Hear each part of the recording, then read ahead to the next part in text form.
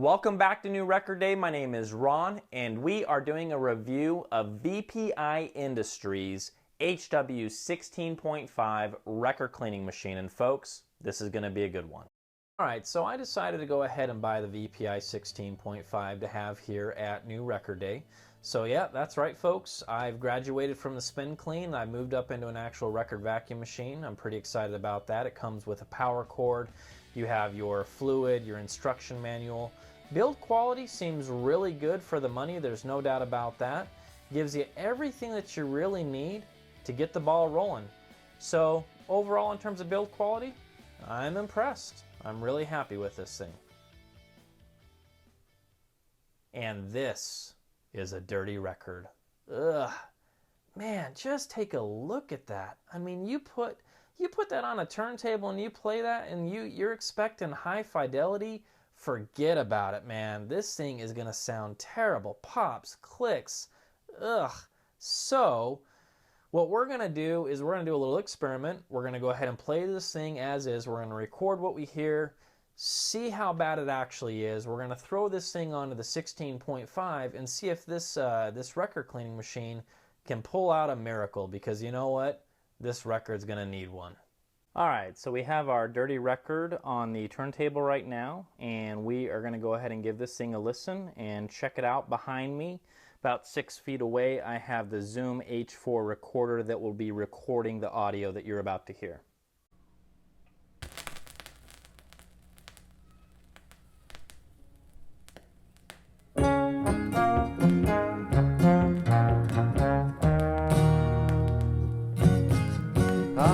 Cracklin Rosie, get on board.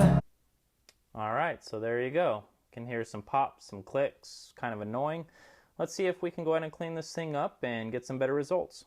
Alright, so before we get started, I just wanted to share, for those that are interested, of how loud the 16.5 is. I've got my handy dandy decibel meter here.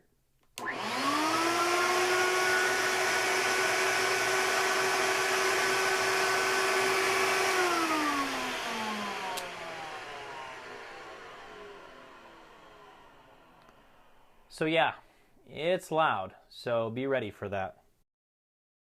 Alright, so let's go ahead and clean some records. I'm going to go ahead and put on your record clamp. You're going to grab your VPI brush and just set it to the side here. You're going to turn on your turntable. And then starting from the inside, going to the outside, you're going to just add a couple of drops of liquid here. You don't need to go crazy with it. You're going to take your brush.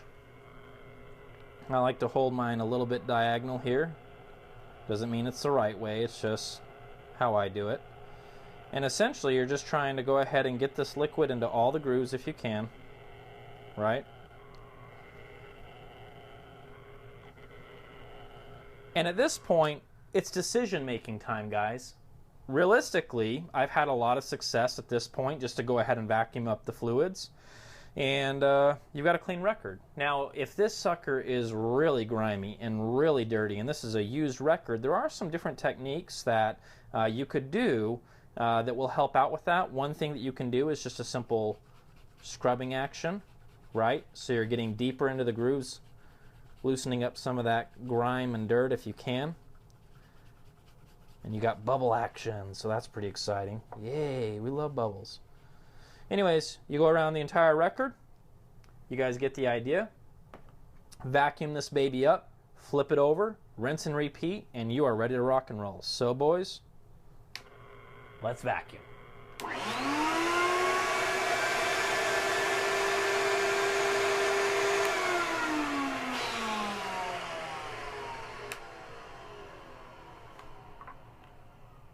That's it. Easy as that. Now, one thing that is worth pointing out right now, according to the VPI manual, and I wholeheartedly agree, max rotation after you have pulled up all the liquids, no more than 2 times, guys. I prefer to try to keep it around 1, if even under 1. Why? Because the second you start going crazy and vacuuming the heck out of this record and things start drying up, you're going to introduce static. And we don't want static on our records now, do we? No, we don't.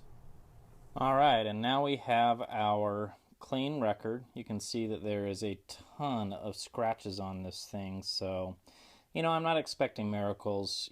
Some of these records that, I'm cleaning with this thing have really been abused over the years and have been given to me. But, hey, it's worth a shot. Let's see if we can actually, get a halfway decent sound out of this record and see how the VPI did. In terms of cleaning off that dust, man, it's gone. I mean, it is gonzo. So thumbs up for the for the cleaning with the VPI.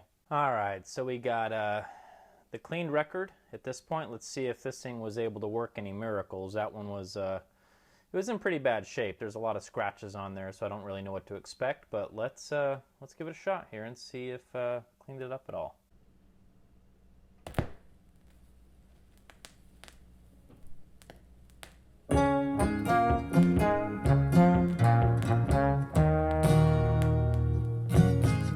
Ah, Cracklin Rosie, get on board. All right, so I don't know how much of that is going to translate, onto the actual H4 recording, but I'm going to tell you right now, it is substantially better. There's no doubt about that. Really impressed. So does the 16.5 clean records? Yeah, absolutely it does. I love this machine, and I think that it is absolutely worth every single penny.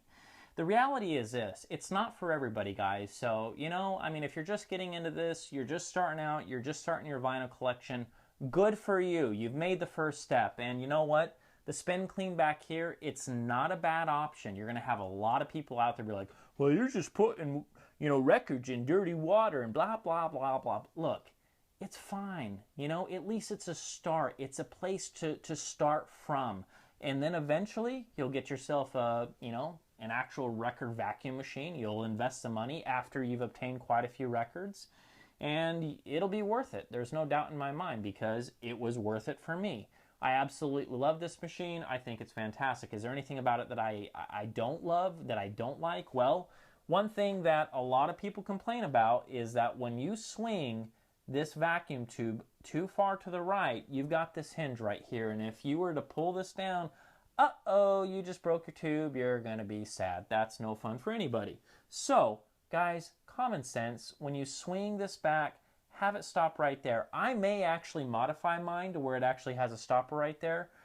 If I do, I'll post a video on what I decided to do and how I made that work for you guys, obviously. And another thing that I read that was actually even more of a concern is I read that this spindle actually gets really, really hot even after 10 records. And I was like, what? That's crazy, man. I'm going to be like blowing through 30 records, 40 records easily.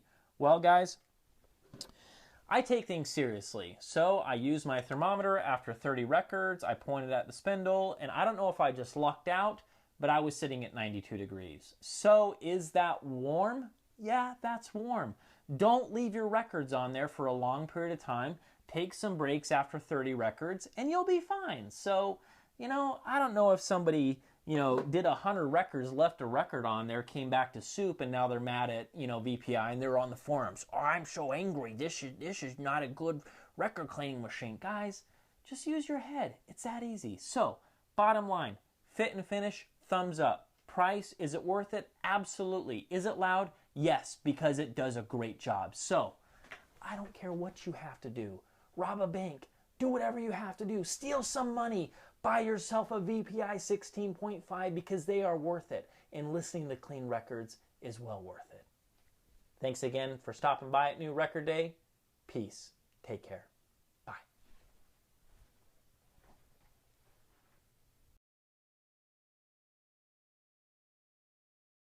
Quiet on the set. Welcome back to New Record Day. My name is Ron, and today we are doing a review.